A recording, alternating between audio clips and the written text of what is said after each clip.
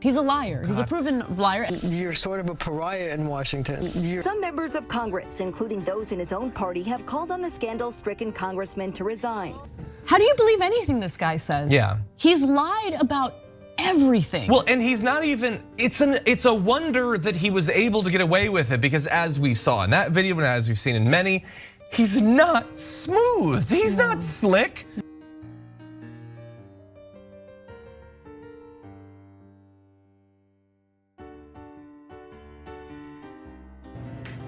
I'm putting up a bill before the United States actually signs a check from our taxpayer dollars over to any other nation that they do not criminalize homosexuality, that they give women equal rights to men, and that they do not have a death penalty for people just for simply loving each other.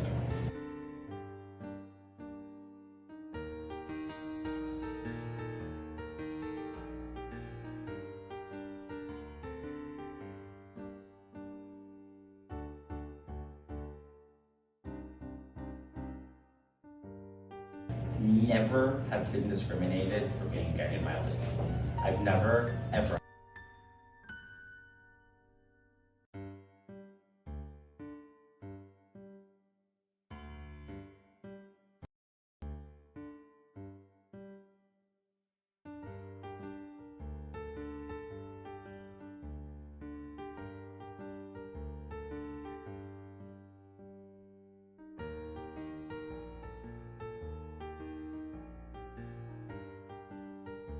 I'm a big proponent of education. I think every person should have access to quality education, regardless of anything. There should be no stipulations, no parameters. Education is a basic human right that we owe the next generation, and we should always improve upon it.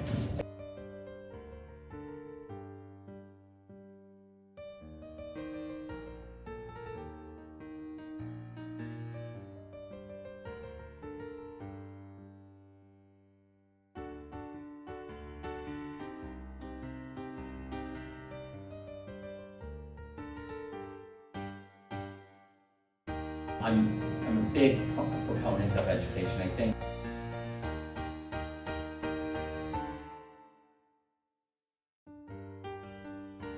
so. This isn't about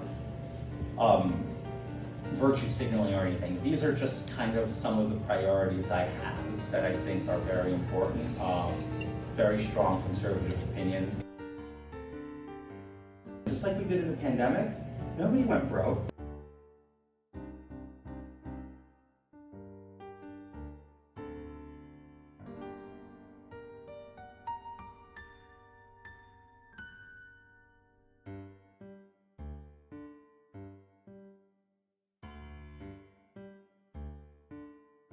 Don't lie. It's not worth it, right? I'm a great example.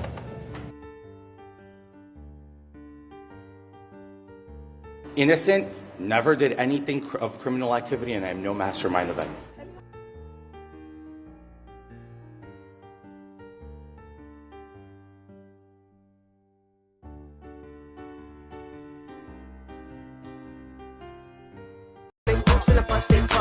She a baddie, she knows she a 10. She a baddie with her baddie.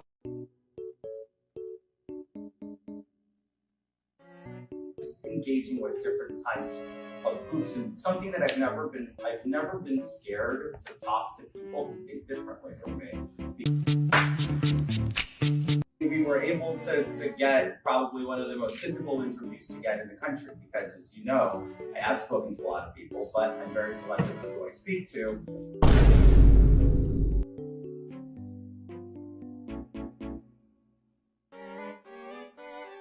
I think politics is about people connection, human connection, building, relatability, being somebody that you can talk to, approachable. Oh my God! Wow! But I've never felt it, so I don't even know what being discriminated against for being a gay man even feels like. Bombastic side eye, criminal offensive side eye. That's why you have a good support staff, right? I have 5 staffers in New York, and I have a total total of 7 staffers in Washington, D.C. I am better to serve the people because I am better because of my staff. I am better because of the support system I have. I'm working on a bill today that's going to launch next week when we're back in session. There are 69 countries in the world that criminalize homosexuality. 9 of them will condemn you to the death sentence. And I don't believe in that. I stand vehemently against those actions and those behaviors. Those are not values represented in the United States.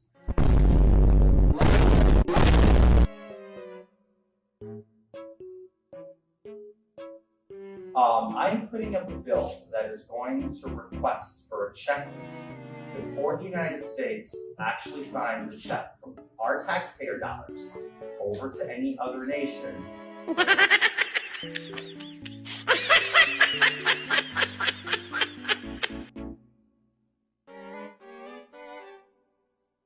I have to sit down and endure people say things about me that are absolutely not true, or they're just making out of cloth because it fits a narrative, or some desperate journalist trying to make a career for themselves off of my name today.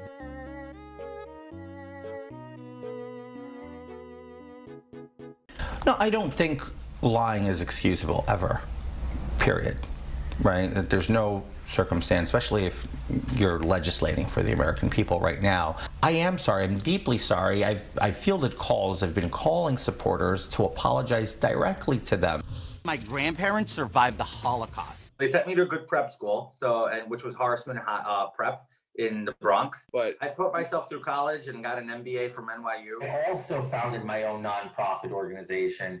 Prior to running, I decided to close it. It was an animal rescue. We had a great organization. We were able to save animals, dogs, cats, horses. I've lived an honest life. I've never been accused, sued of any bad doing. He's a complete and total fraud. I'm not a fraud. I'm not a fake. I made some mistakes. I'm a Latino Jew. Regarding his religious background, on the campaign trail, Santos claimed to be Jewish. When that was exposed as untrue, he clarified. I'm Jewish. Jewish. Jewish. Jewish. Have we reached a new low? We also learned Santos once owed thousands in unpaid rent. He's a wanted criminal for check fraud in Brazil, lied about the details around contracting COVID, and allegedly had a hand in a Ponzi scheme. Santos claimed he'd worked for the big financial houses, Goldman Sachs and Citigroup. No, George did not do that either. He also claimed in a Twitter exchange he was part black. He'd run a dodgy animal charity that pocketed money raised from GoFundMe. He said he was going to put the money right into my account. Never happened. He claimed 4 co-workers were killed in the Pulse nightclub shooting in Orlando. My mom was a 9/11 survivor. She was in the South Tower. We now know that his mother was not in New York. Newly uncovered immigration records show that his mother was actually in Brazil. You know, I want to share a picture of you that you shared with us, of you and his mother. You say you were close. And besides, you know, he said she was a survivor of the 9/11 terror attacks, right? He also claimed she was an executive at Citigroup. She was a part of many of his lies. There you are with her. This is a picture you shared with us. Did she ever discuss these lies with you? Did she know any of this? No, I never. No 9/11, no Citigroup, nothing like that. From when I was with them, I never saw her going to work at Citigroup or anything. And they never mentioned anything about 9/11, even because I was born on 9/11. And if I say, like, if they knew that I was born on 9/11, I think they were going to reference that and say something about it, but never heard anything about it. I actually went to school on a volleyball scholarship. You did? I did, yeah. No, George did not go to college. He falsely claimed to be a member of the Baruch College volleyball team. Here's Santos's response. Why did you lie about being on a volleyball team? You're lying to the American people. When you stop lying in your bad reporting, I'll start talking. So wait, you actually were on a volleyball team? Is that right? In college, in Baruch College? Is that true? Is that true?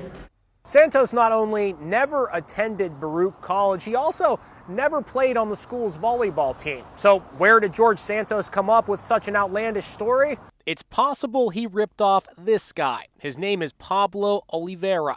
Unlike Santos, he's the real deal. He's a two-time All-American volleyball player and graduated Baruch. He's from Brazil, just like Santos' parents. So, how do they know each other? Santos once worked for Oliveira, who's the CEO at the financial services company Linkbridge Investors. He lied about going to Baruch. They say he lied about being a volleyball champion, but Santos did provide this video evidence. Let's go! I'm George Santos. This is Baruch College. You know, Pedro, the point is some of these lies were so minor and yet so specific. I mean, the volleyball one, right? Not just saying that he played volleyball, but he had a scholarship, that he slayed teams from Harvard and Yale, that he was the smallest player on the team, that he needed to get 2 knee replacements. I mean, you know, he went deep with the lies. Why does he do this? I don't know. I think he's just out of his mind, and one lie led to the other, and now that everybody found out, like, they're finding out like the little stuff as well. I just think that he should not be in Congress. And oh my God, it was so many things that I found out afterwards as well. Things that I did not know, because I still believe that he actually went to Baruch College like he used to say.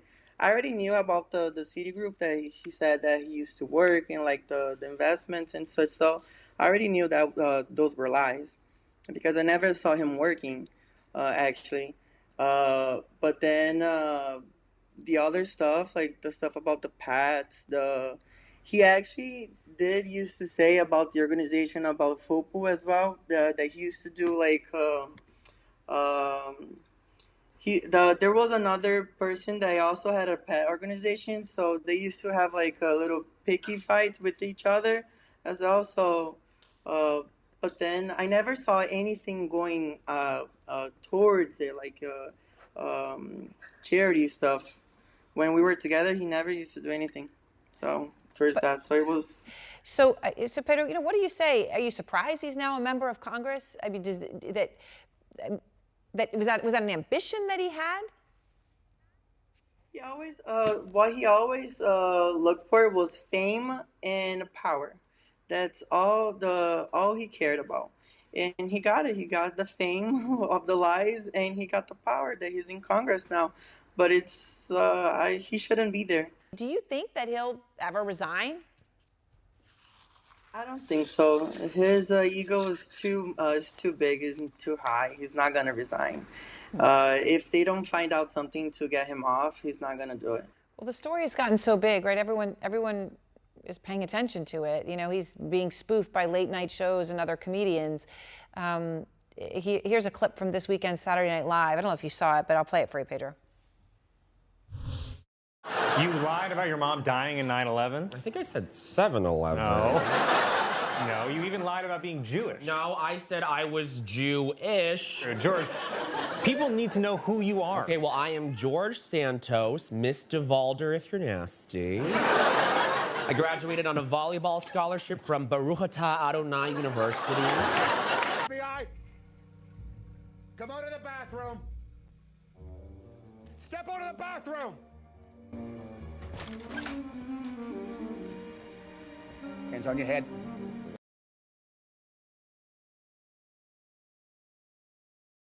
Oh, that's the new IBM Selectric. Put your hands on your head. Change the print type in 5 seconds. Shut up! Pop out the ball. Put your hands on your head. Put your hands. You know, he's got over 200 checks here. Hands on your head. Drafting.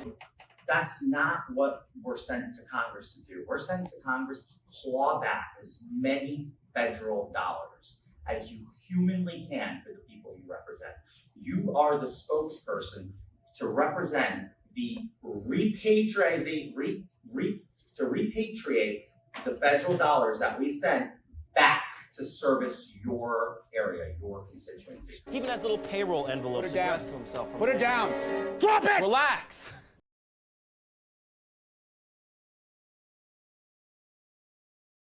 You're late, all right? My name's Allen, Barry Allen, United States Secret Service. Your boy just tried to jump out the window. My partner has him in custody. I don't know what you're talking about. What, you think the FBI are the only ones on this guy? I mean, come on. So 2020 wasn't really a typical campaign year. We had the pandemic, right? So I was infected with COVID very early on in the campaign. And when I came out of my quarantine time, I was at that point, right? The world had shut down. I got sick with a novelty virus that ended up becoming a pandemic, and we saw the damage that it did to society. The societal casualty was far greater than anybody could have ever imagined. Come on, he's dabbling in government checks here. Been following a paper trail on this guy for months now.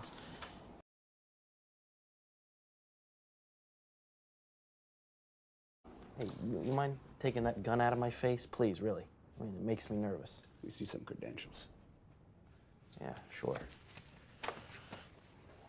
Take my whole wallet. You want my gun, too? Come over here, take my gun. It's my generation that's going to have to, bow out to you guys and pass over the torch. So I'd love to help in any way I can. If I'm going to be your hot seat to make you guys better at what you guys want to pursue in your careers, so then be it, and let's do it. I think it's important to, get your hands dirty and get the practice going. I agree. Yeah. Hey, look, just do me a favor. Take a look outside. Look out the window.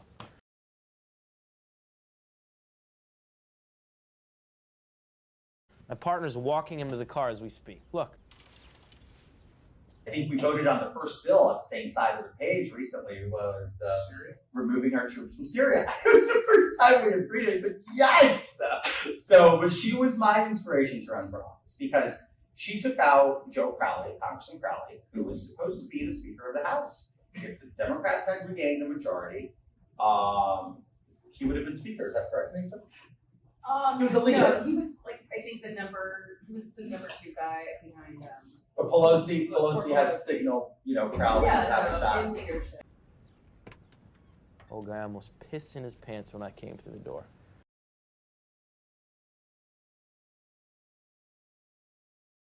He jumped right through the window onto the hood of my car. They're 2 big choices for you and LeBron James. You guys should have gone with LeBron James. And I would have picked LeBron James. not anticipating that. Mind if I see some identification? Sure. You never can be too careful these days.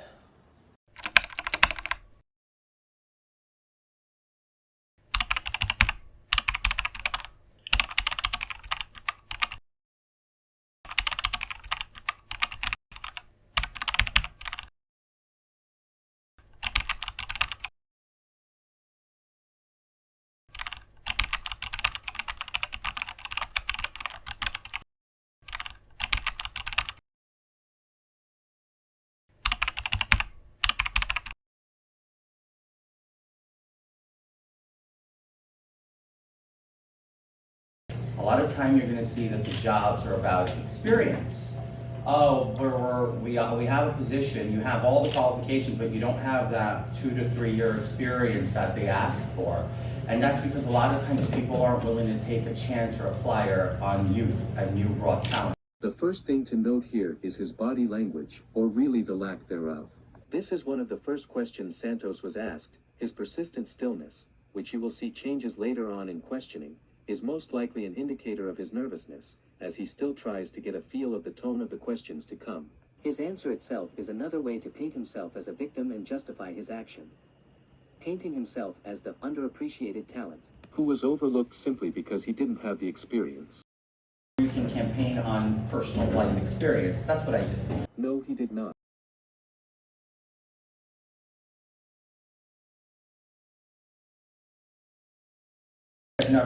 I've never been scared to talk to people who think differently from me, because I think it's important that we have dialogue and debate. Since being elected into office, Santos has avoided all attempts to an interview by most journalists and has avoided all questions about his lies. He even claimed that this was one of the hardest interviews to get in the country.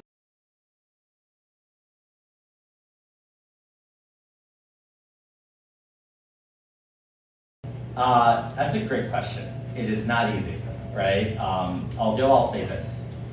I've always been a Republican since I'm 18 years old. I've never, ever been discriminated within the GOP. I've never had a member of the GOP come up to me and treat me less than or different from other members of the party.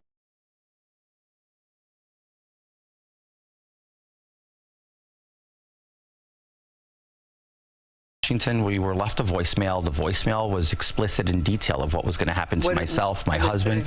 Oh, I'm going to come take you and your husband in an F-word derogatory term.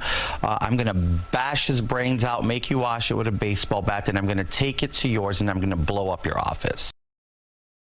I'm putting up a bill that is going to request for a checklist before the United States actually signs a check from our taxpayer dollars over to any other nation that they do not criminalize homosexuality, that they give women equal rights to men, and that they do not have a death penalty for people just for simply loving each other.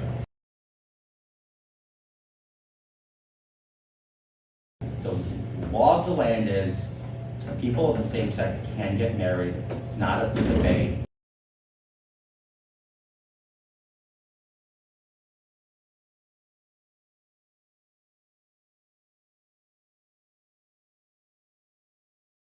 I felt like you were going to be chatting. Before the question could even be asked, Santos made this remark trying to discredit the interrogator. By calling the interrogator a woman chatty, he immediately discredits any valid criticism she may have as just being chatty. Talking about your policies, you're talking about how you... This is one of the first times Santos swings out his legs like this and crosses his arms. This body language indicates nervousness or a sense of being on edge or uncomfortable. Your stance on education, I feel like everyone should have that. It's very true considering how everything came out and it was unfortunate you weren't able to get that higher education, which a lot of people aren't able to. And I just want to read, in a 2020 interview with the police off the cuff, you said, quote, I put myself through college and got my MBA from NYU and I have zero... Here Santos resorts back to his original position because he now knows where the question is going and is ready for a response. Youth today and seeing them sitting on their behind and acting like, oh, this is so hard. So with that said, do you... So essentially, yes. Santos gave himself multiple reassuring head nods preparing to give his response. To avoid the question going any further and making Santos uncomfortable again, he cut the interrogator off to try and take back control in the conversation.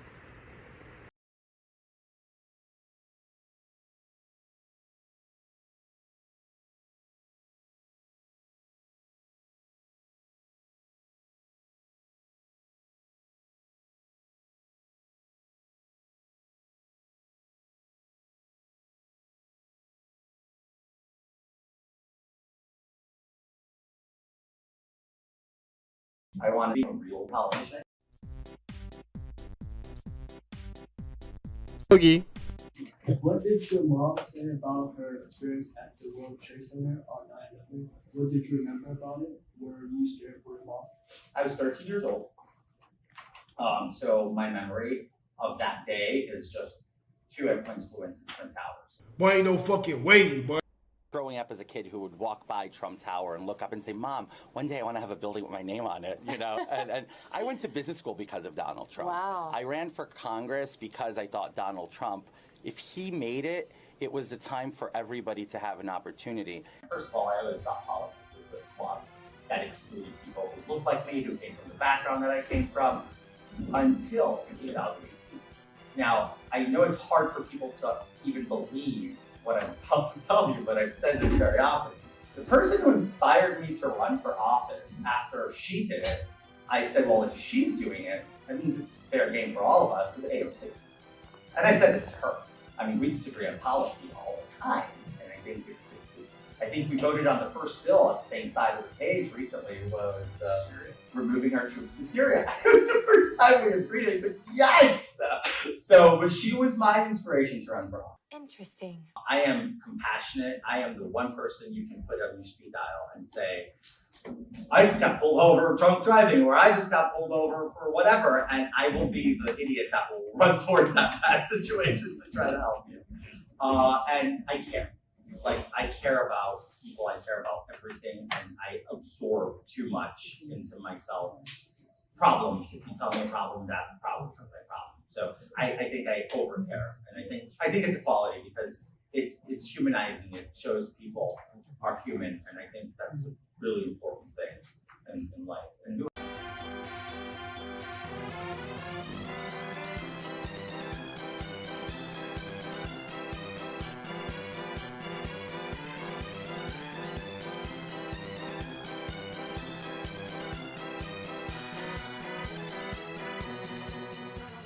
right? So, and conservatives, Republicans usually aren't. So I'm not your typical Republican. I'm not going to come here and blow smoke everywhere and just say, oh, look, I believe in. I think that there needs to be reforms on the student loan programs. Reforms that make it attainable for you to take that money, get your education, and not have to worry about the compounded up to 9% interest you pay a year on every dollar you borrow while you're in college, unable to earn income to pay that loan back. So by the time you graduate college in 4 years, 40% of your debt is interest. That's the problem with student loans. It's not the forgiveness. You don't want it forgiven. You want to have the personal responsibility. It feels good when you borrow something with the intent to pay back and you pay back. It feels good. It's fulfilling. You accomplish.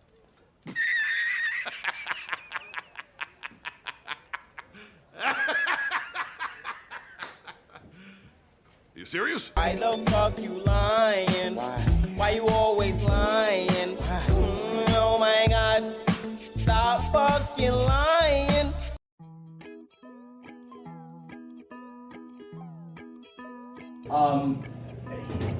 The reality was I never wanted to be in politics. I was always very politically opinionated, but everybody has an opinion. I just happen to be a little more opinionated than the average person. But it was never a thought in my mind. I am by no means an expert. The person who inspired me to run for office after she did it, I said, well, if she's doing it, that means it's fair game. What an idiot!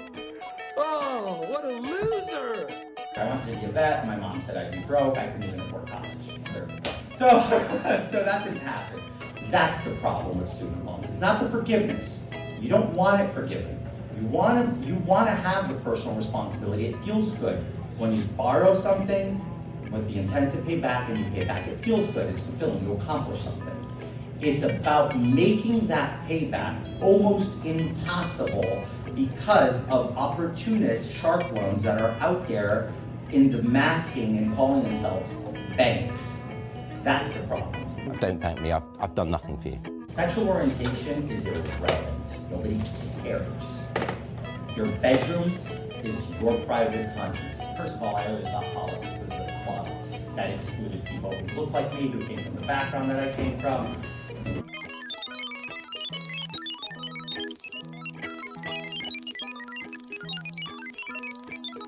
Never have been discriminated for being gay in my life.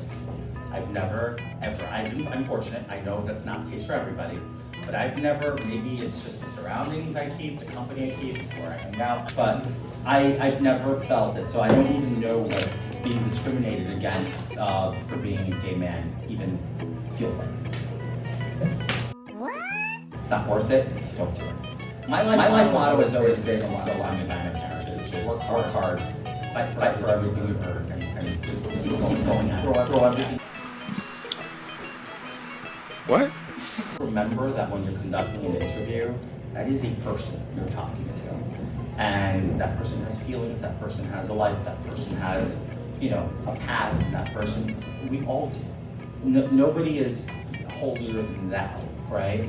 I'm sorry. You're doing all this George Santos research, but you don't know what's going on in your country? Come on, guys. I don't think I'm victimized. I've never held myself to be a victim. All I can say to you is, when you pull a thread off a shirt, sometimes it breaks off, right?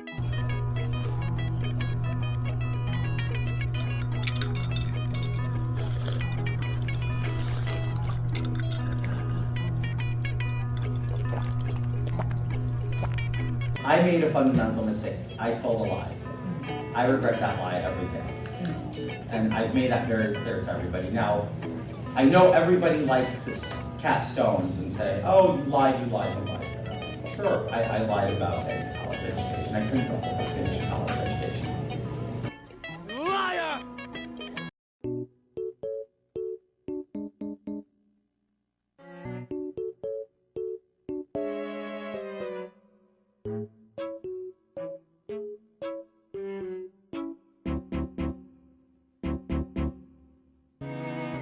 Anyone else? Oh, there you go. I felt like you were going to be chatting. Backtracking a bit, when you were talking about your policies, you were talking about how. Oh! Ew! What the fuck? So with that said, do you? So essentially, yes. And without rehashing, I made a fundamental deeply sorry. I told a lie. feel that calls have been I regret calling that lie every supporters day. to It's not a pretty story. Insecurities take over. You try to do what you think is, I don't know, the smart thing to do to not feel like a, bum. And the fact that you felt you had to lie, it goes through like more underlying issues. Well, also with, as you mentioned before, you said you lied because you felt the pressure to lie with another underlying issue. I have a different stance. So I don't think forgiveness is the way, but I'll tell you why. I think what we need to do is regulate the loan sharks that are out there baiting you guys with all crazy sorts of money. And I think that for the federal grants and for the federal loans you can attain, that no interest should be added to your student debt, to your student loans until after you graduate. All right, allow me to interrupt you really quick. So the idea behind interest rates on loans is that the money that accumulates from interest is a form of payment to the person or company that you're borrowing money from. This makes it so that you're basically not just borrowing money for free. Obviously, Santos is saying this in favor of students because he may or may not know that students tend to have a hard time paying off loans even after they finish college. But the idea isn't good because it's going against the idea of allowing companies that give out loans to essentially profit. I think that there needs to be reforms on the student loan programs. Reforms that make it attainable for you to take that money, get your education, and not have to worry about the compounded up to 9% interest you pay a year on every dollar you borrow while you're in college unable to earn income to pay that loan back. So by the time you graduate college in 4 years, 40% of your debt is interest.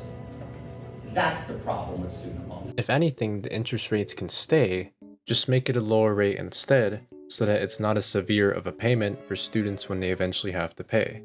That way the incentive to pay off your loan is still there, it's just not as bad as compared to having a higher rate.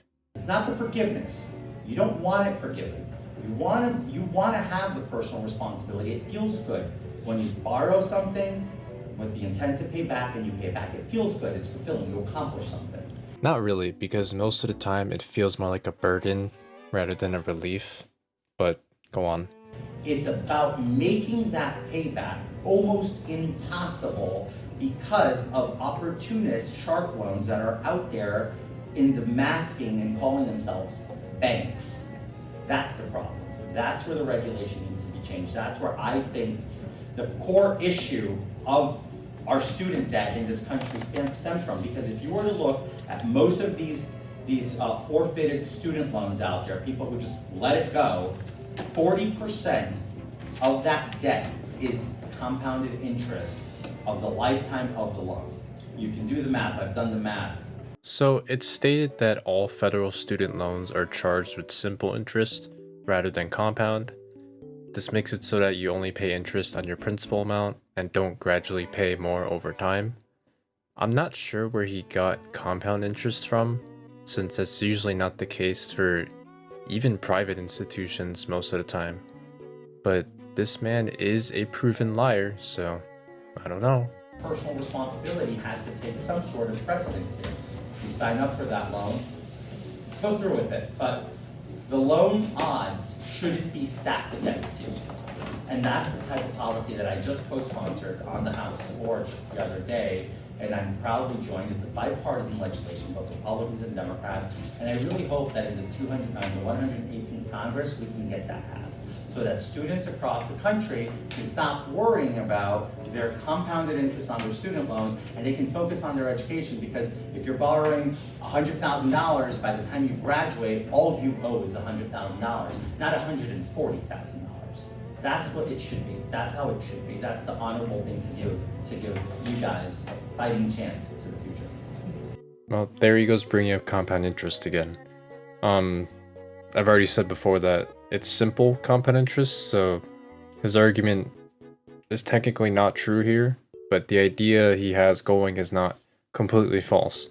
However, I literally said before, there is a different way of solving this issue. But to be honest, it doesn't matter, because apparently George Santos is facing federal criminal charges. So I guess that's the moral of this story, isn't it? They're two big choices for you and LeBron James. I would have picked LeBron James. You need to be humble, because I could have. So I'll say this.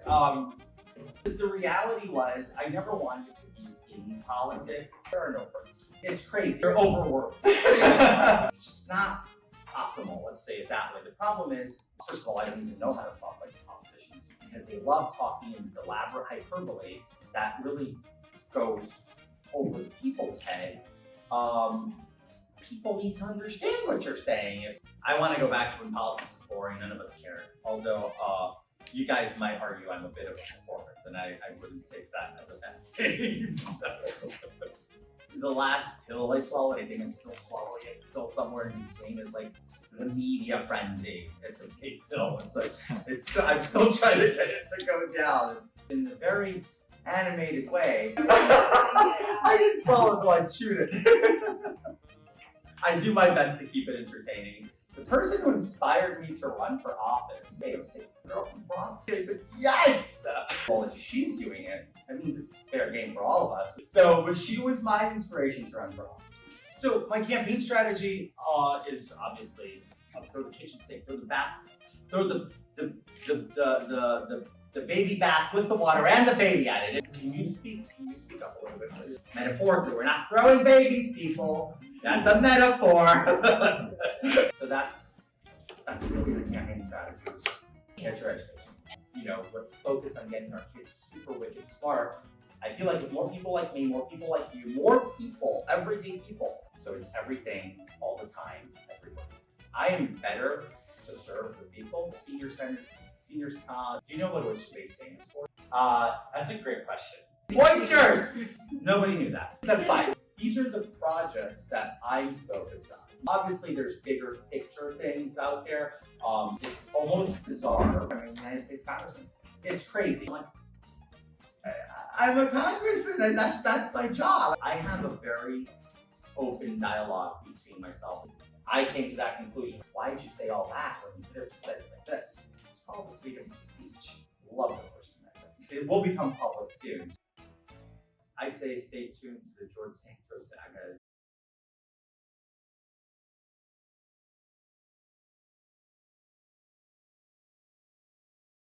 Today, like, well, every day, we have new evidence of lies in the case of Republican Congressman George Santos. I was 13 years old. So my memory of that day is just 2 airplanes flew into the Twin Towers. I think you were all probably not born or very young at that point. It wasn't fun. My mom's stories were, it was chaotic. She made it out.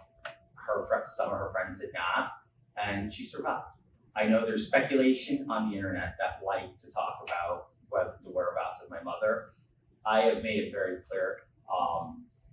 I'm not going to speak or acknowledge people who are mocking my mother's memory. My mother died in 2016 to cancer. She's my best friend. She was my advisor, my mom, my counsel, my everything. None of this was true. New immigration records obtained by ABC News prove that on 9/11, Santos's mother, Fatima DeVolder, wasn't even in the United States.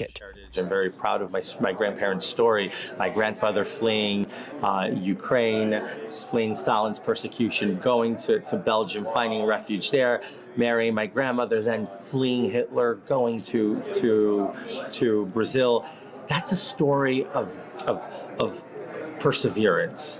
And the International Center on Nazi Persecution, which keeps records on Jewish refugees, show no mention of Santos's grandparents. One genealogist who helped research Santos's family tree at CNN's request said there's no sign of Jewish and/or Ukrainian heritage and no indication of name changes along the way. Today, I stand very proud with the bachelor's and master's degree, all New York educated, Baruch College and NYU for my MBA. The university records do not reflect anyone with that name having attended NYU, while a spokesperson for Baruch College could not find anyone with his name or birthday ever attending the school. I'm so proud to be able to keep our family going forward and showing that not only did we survive, but now I'm able to go advocate and fight for other Jewish people. He used Zabrowski for his Friends of Pets United, his GoFundMe, and he would say, oh, well, you know, the Jews will give more if you're a Jew.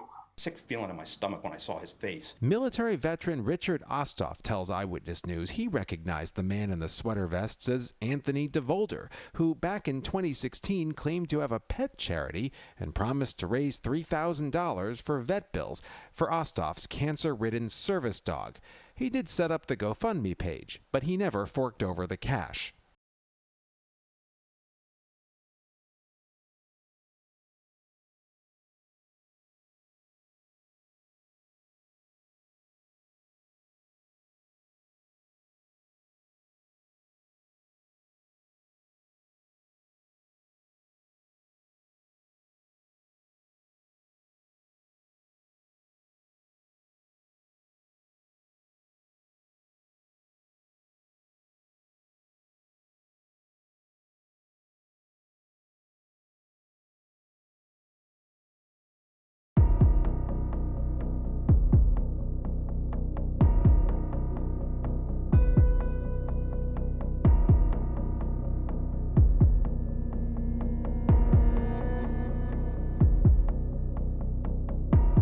I do. I guess I agree. I'll hold your word to it.